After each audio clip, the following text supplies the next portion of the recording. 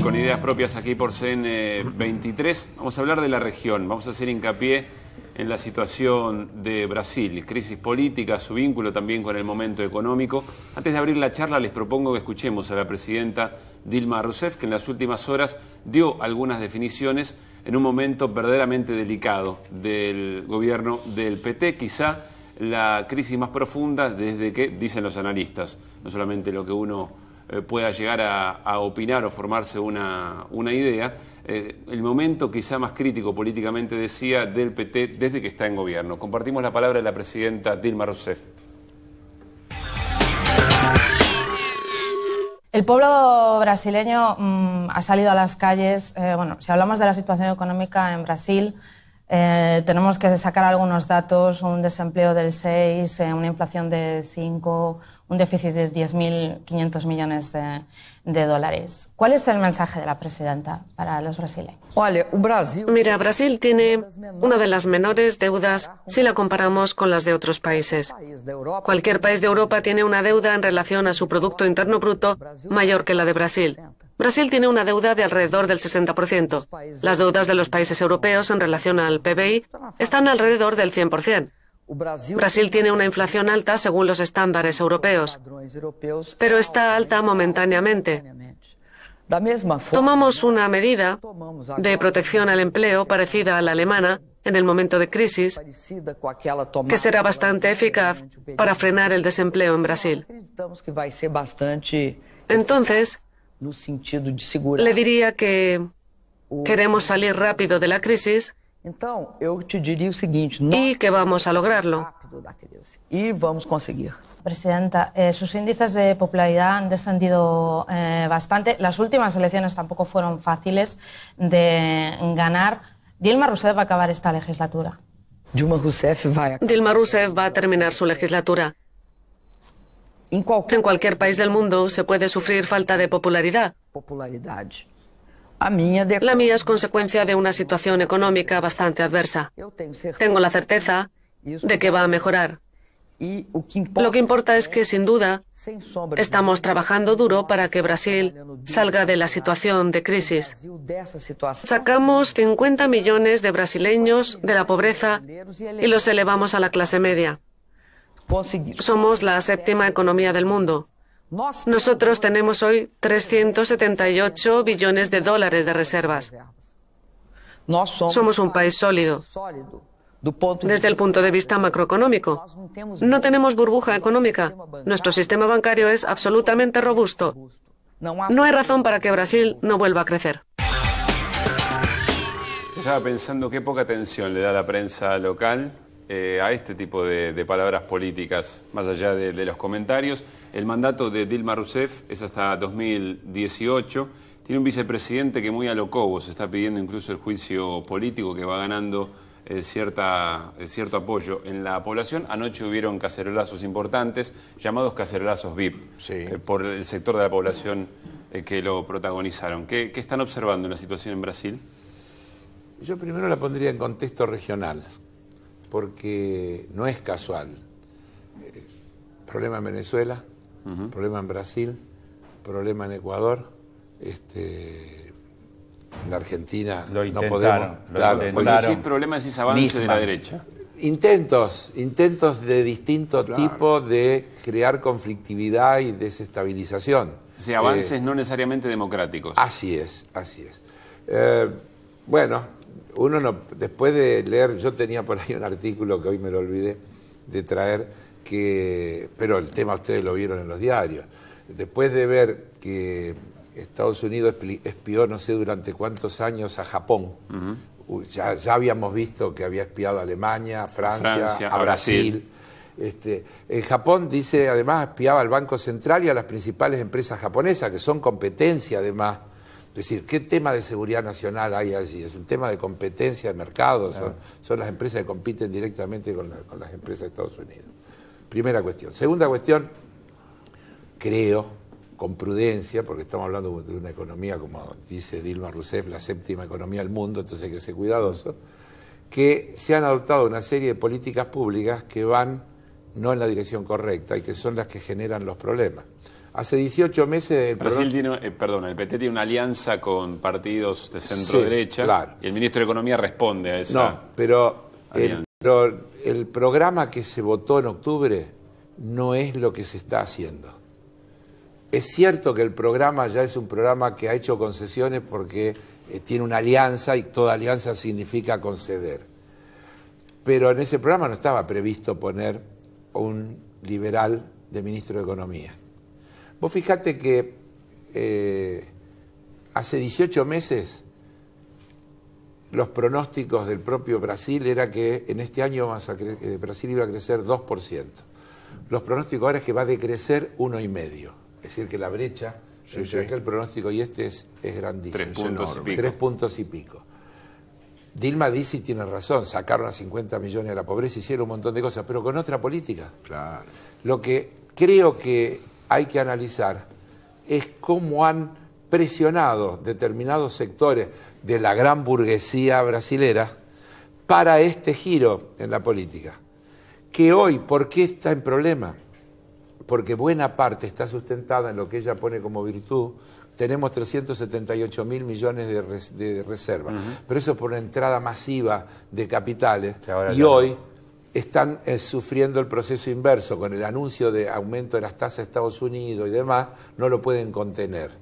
Y entonces le bajan la calificación, las calificadoras de riesgo, empiezan todo ese proceso perverso que están a punto de sacarle el famoso grado de inversión, que es lo que ha posibilitado esa fenomenal entrada de capital.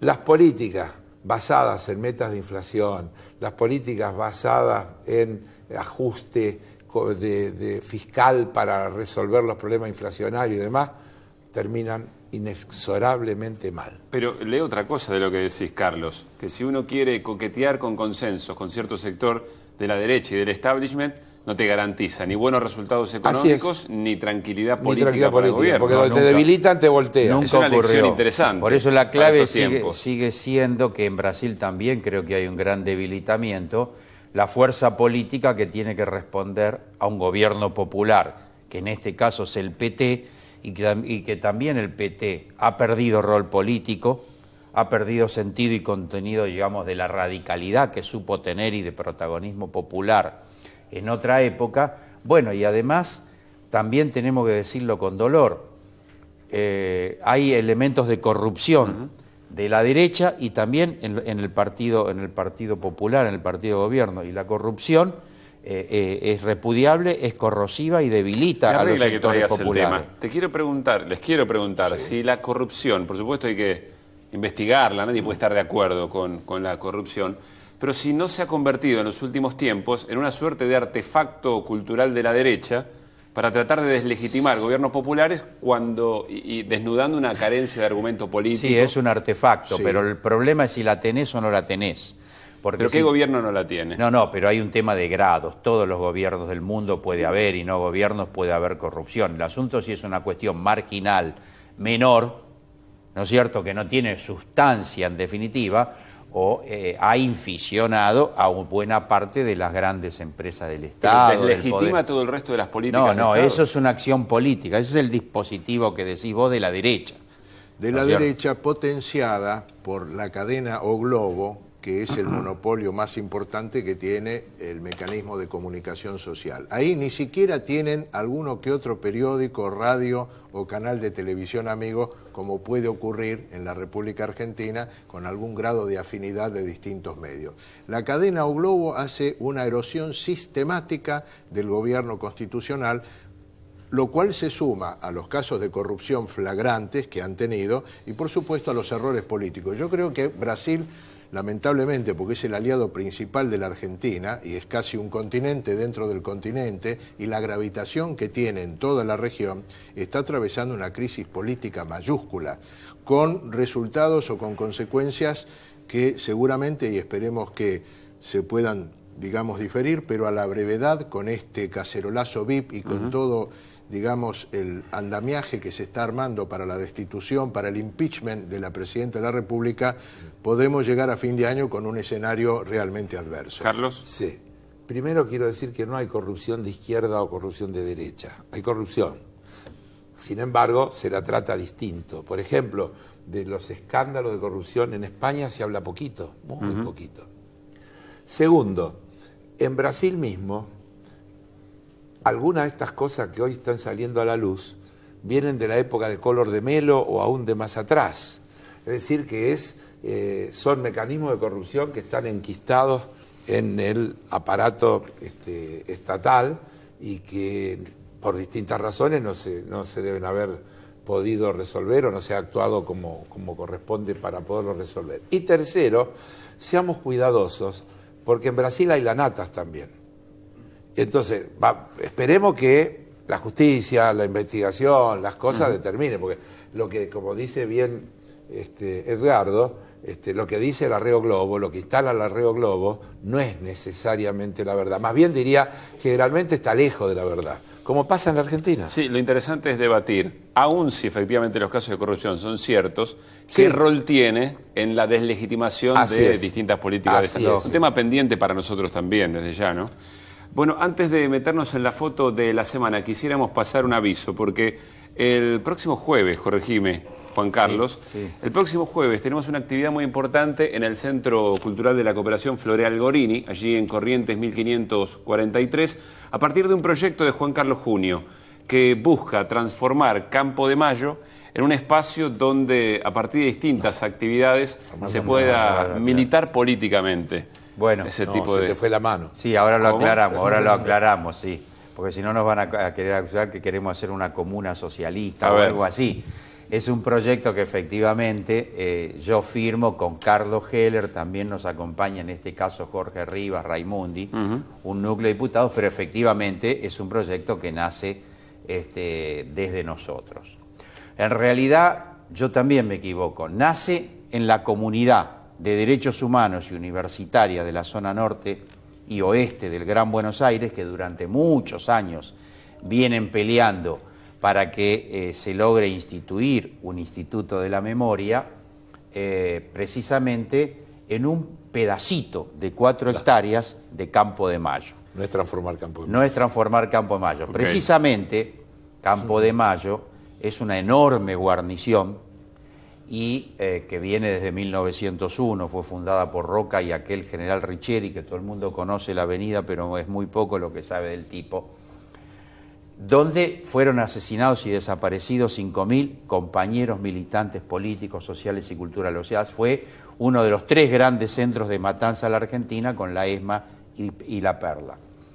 La sociedad argentina tiene una deuda con los desaparecidos, con la comunidad de toda esa zona, y entonces esa comunidad de derechos humanos, la universidad, nos plantearon nosotros que llevemos al Parlamento un proyecto de ley para la creación de un instituto para la preservación de la memoria de Campo de Mayo. De eso se trata este proyecto, que por supuesto ya hace un buen tiempo que tiene estado parlamentario, está en las comisiones respectivas, esencialmente en la de Derechos Humanos, que es la cabecera, y la actividad, entonces sí, pasamos el aviso claramente porque es muy importante, es una actividad de ratificación y divulgación de la iniciativa parlamentaria, en la que vamos a estar en el panel la rectora de la Universidad de General Sarmiento, Gabriela Dicker. Gabriela Dicker, va a estar el fiscal Cruz y va a estar un representante de la Comisión de Derechos Humanos de allá, Fernández, Antonio Fernández. Quiero decirles que lo que estamos compartiendo en pantalla, detrás de los muchachos, es una actividad que organiza la Universidad Nacional General Sarmiento una vez al año, ingresando efectivamente a Campo de Mayo para distinto tipo de actividades que tiene que ver con ese ejercicio de la memoria y poner vida donde hubo tanta muerte, de alguna manera, y lo que significa la cultura además en ese propio ejercicio. Bueno, ratificamos la invitación entonces el próximo jueves a las 18:30 en la sala Raúl González Tuñón del Centro Cultural de la Cooperación, Corrientes 1543. Permitime enfatizar, porque esto es una cosa notable políticamente y casi se podría decir que es una nota color que debe ser única en el mundo, que adentro de una guarnición militar, donde hubo un campo de concentración de matanzas, las fuerzas políticas, sociales y de derechos humanos hacen una gran marcha el 23 de marzo o el 24 de marzo y conmemoran y ratifican la memoria adentro de la guarnición militar, por supuesto, con el acuerdo de la guarnición militar. Es un caso notable. Yo estuve este año y estoy muy sorprendido de lo que vi. No lo conocía. Estuvimos también ahí con la rectora, con Gabriela Dicker. Vamos a pasar a la foto de la semana y nos lleva nuevamente, ya hemos tocado el tema en el programa, así de estructural es la cosa. Tiene que ver con la tragedia de la inmigración hacia Europa. Les voy a contar que en esta semana 600 libios, palestinos, sirios y bengalíes partieron desde Libia, al norte de África. Llegaron solamente 367 vivos a las costas de Palermo, la capital de Sicilia, en Italia. Durante este año, más de 2.000 inmigrantes y refugiados murieron intentando llegar a Europa por mar. El año pasado, 3.279. Una frase de la Comisión Europea dice respecto de las responsabilidades políticas que es muy fácil llorar frente a la televisión ante estas tragedias, difícil es ponerse de pie y asumir responsabilidades. Y aquí las grandes hipocresías también de este tiempo, ¿no es cierto? Sí, esa cifra es una cifra que conmueve, y sobre todo cuando uno ve las imágenes. Estas imágenes y otras como las que, por ejemplo, tengo acá. Es el periódico Acción. Que es la revista Acción, y que muestra una escena dramática de una cantidad enorme de refugiados que obviamente vienen del África en situaciones espantosas, ahí lo vemos en la pantalla, y que están en búsqueda de una alternativa de vida digna. Yo les quiero leer un parrafito de un libro que hemos publicado en Ediciones Desde la Gente, con textos críticos, migraciones contemporáneas. En este caso el autor es Jorge Miguel Beizaga Rosales. Dice lo siguiente: una idea que resulte eficaz para comprender la dinámica de la relación entre la migración y la movilidad social es la metáfora del espejismo. Como ilusión óptica, un espejismo es bastante particular. Por una parte, si las condiciones físico-naturales que lo generan se mantienen constantes y el viajero, en este caso el migrante, no se ha dado cuenta de la ilusión, podría continuar su marcha hasta el infinito o hasta que lo permita su capacidad física, es decir, nunca logra alcanzar el supuesto oasis o paraíso imaginario. Terrible, ¿no? Por otra parte, si logra darse cuenta de que se trata de una ilusión, dicha constatación implica inevitablemente el sentimiento trágico o cuanto menos absurdo. Esa gente que busca vida digna en Europa, o los 600 o 700 mexicanos que todos los días intentan cruzar la frontera para llegar a Estados Unidos, son, para decirlo en términos técnicos sociológicos, personas excedentes absolutas, porque ni siquiera los necesitan como una reserva de desocupados como para disminuir el valor del salario. Directamente en este mundo globalizado capitalista, esa gente sobra. Para ir a esas razones estructurales y para ver cómo la prensa hegemónica de cualquier parte del mundo, incluso en nuestro país, sobre ese tema, opera ocultando esas razones, queremos compartir con ustedes la manera en que el diario La Nación esta semana trató efectivamente esta tragedia, o por lo menos los últimos episodios. El Mediterráneo ya se tragó a 2.000 ilegales, es el título, y nos remite inmediatamente a aquello que Clarín hizo con los asesinatos de Maximiliano Costecchi y Darío Santillán. La crisis se cobró de nuevas muertes. La culpa la tiene el Mediterráneo acá. La culpa es del Mediterráneo. En el mundo hay 230 millones de migrantes, 4 veces más, casi 5 que la población argentina. Yo creo que, como nunca podríamos aplicar esta frase del discurso del Papa en Bolivia: este sistema mata. Eso hay que entenderlo. No da para más. No es una cosa, no es una alegoría. Este sistema mata.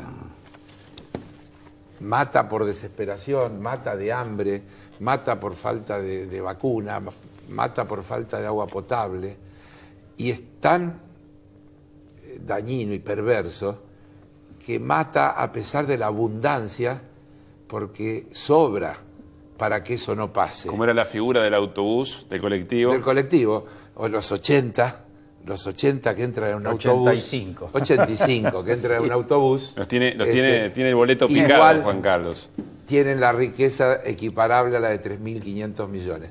Si no se encara eso, si no se encaran los paraísos fiscales, si no se encaran los problemas de blanqueo de capitales, si no se encaran los problemas de reformas impositivas necesarias y demás, el sistema va a seguir matando y el Mediterráneo se va a seguir tragando inmigrantes desesperados por encontrar un poco de comida y un lugar donde vivir. Es muy conocida aquella anécdota del grupo oficiales nazis que cuando vio el Guernica le preguntó al autor, a Picasso, ¿quién hizo esto?